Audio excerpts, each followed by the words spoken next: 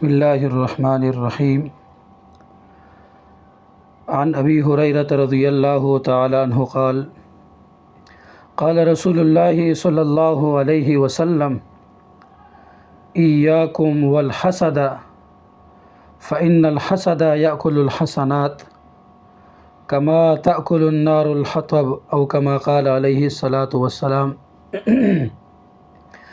حضرت ابو ہریرہ رضی اللہ تعالیٰ عنہ سے روایت ہے، فرماتے ہیں کہ نبی کریم صلی اللہ علیہ وسلم نے ارشاد فرمایا کہ تم حسد سے بچتے رہا کرو،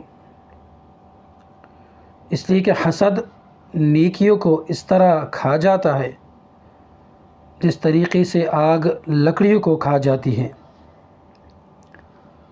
ایک اور حدیث میں نبی کریم صلی اللہ علیہ وسلم نے ارشاد فرمایا کہ حسد ایمان کے نور کو بجھا دیتا ہے، حسد ایمان کے نور کو بجھا دیتا ہے۔ تو حسد ایک باطنی بیماری ہے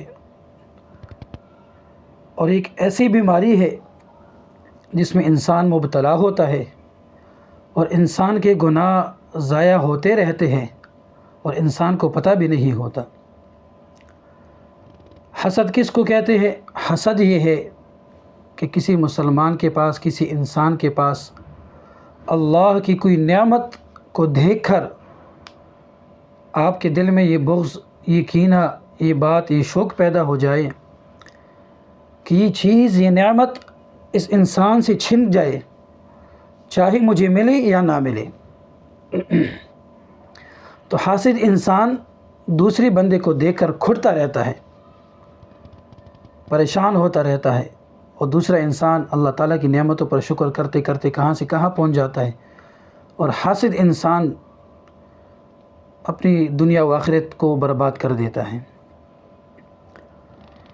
تو اسی سلسلے میں حضرت انس بن مالک رضی اللہ تعالیٰ عنہ ارشاد فرماتے ہیں کہ ایک مرتبہ ہم نبی کریم صلی اللہ علیہ وسلم کے پاس تشریف فرماتے کہ نبی کریم صلی اللہ علیہ وسلم نے فرمایا کہ ابھی تمہارے پاس ایک شخص آنے والا ہے جو جنتی ہے۔ صحابہ فرماتے ہیں ہم مشتاق تھے، انتظار میں تھے کہ کون وہ شخص ہوگا خوش نصیب۔ فرماتے کہ اسی اثناء میں ایک انصاری صحابی جس کے چہرے مبارک سے وضو کا پانی ٹپک رہا تھا داخل ہوئے۔ نبی کریم صلی اللہ علیہ وسلم نے فرمایا کہ یہ وہ صحابی ہے۔ دوسرے دن پھر ارشاد فرمایا کہ ابھی تمہارے پاس ایک شخص آنے والا ہے جو جنتی ہے۔ صحابہ ارشاد فرماتے کہ ہم پھر انتظار میں تھے کہ وہ شخص کون ہوگا خوش نصیب۔ دوسرے دن پھر وہی انصاری صحابی تشریف لائے۔ تیسرے دن پھر نبی کریم صلی اللہ علیہ وسلم نے ارشاد فرمایا کہ ابھی تمہارے پاس ایک شخص آنے والا ہے جو جنتی ہے۔ فرماتے ہیں کہ ہم انتظار میں تھے، مشتاق تھے کہ کون خوش نصیب ہوگا، یہاں تک کہ وہی انصاری صحابی تشریف لائے جس کے ہاتھوں میں جوتیاں لٹکی ہوئی تھی اور چہرے مبارک سے وضو کا پانی ٹپک رہا تھا۔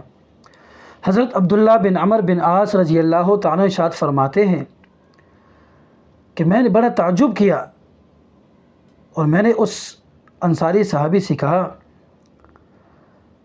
کہ وہ میرے والد صاحب کے ساتھ لڑائی ہوئی ہے اور میں نے قسم کھائی ہے کہ میں 3 دن تک اپنے گھر نہیں جاؤں گا، اس لیے آپ مجھے اجازت دے کہ میں 3 دن آپ کے ہاں گزاروں۔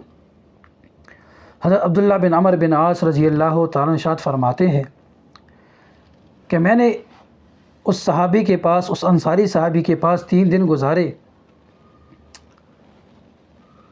رات کو میں نے دیکھا کہ وہ صحابی تہجد کے لیے بھی نہیں اٹھے، کوئی خاص عمل بھی نہ کیا۔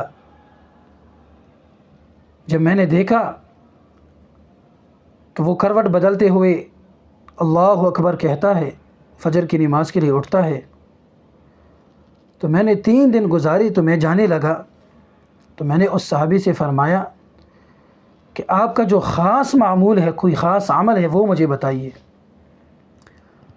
عبداللہ بن عمر بن عاص رضی اللہ فرماتے کہ چونکہ میں نے 3 راتیں ان کے پاس گزاری تھی تو میں نے کوئی بڑا عمل اس کو نہ سمجھا کہ جس کی بدولت آپ صلی اللہ علیہ وسلم نے اس کو خوشخبری سنائی ہے۔ تو میں نے اس انصاری صحابی سے کہا کہ میں نے اپنے والد کے ساتھ کوئی لڑائی نہیں کی، بلکہ میں صرف اس بات کو نوٹ کرنے والا تھا، اس بات کی متلاشی تھا کہ وہ کون سا عمل ہے کہ جو نبی کریم صلی اللہ علیہ وسلم کو پسند آیا اور اس کی بنا پر نبی کریم صلی اللہ علیہ وسلم نے آپ کو جنت کی خوشخبری سنائی۔ تو اس انصاری صحابی نے فرمایا کہ باقی تو میرا کوئی خاص عمل نہیں، البتہ میں کسی انسان سے حسد نہیں کرتا، میں کسی انسان کے پاس نعمت کو دے کر یہ نہیں چاہتا، خواہش نہیں کرتا، حسد نہیں کرتا کہ اس بندے سے یہ نعمت چھین جائے۔ حضرت عبداللہ بن عمر بن عاص رضی اللہ فرماتے ہیں کہ یہی تو وہ عمل ہے جس کی بنا پر نبی کریم صلی اللہ علیہ وسلم نے 3 دن مسلسل فرمایا تھا کہ ابھی جو تمہارے پاس آنے والا شخص ہے وہ جنتی ہے۔ تو میرے بھائیوں، ہمیں بھی اس بیماری سے بچنا چاہیے۔ آج کل یہ بیماری بہت عام ہو چکی ہے۔ ہم اپنے دوستوں میں، عزیز و اقارب میں، بھائی یہاں تک کہ اپنے بھائی کو جب دیکھتا ہے کہ اللہ تعالیٰ نے اس کو نوازا ہے تو اسے حسد کرنے لگ جاتا ہے۔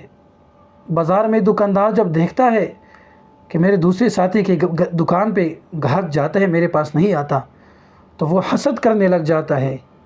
وکیل دوسری وکیل سے حسد کرتا ہے، امام دوسرے امام سے،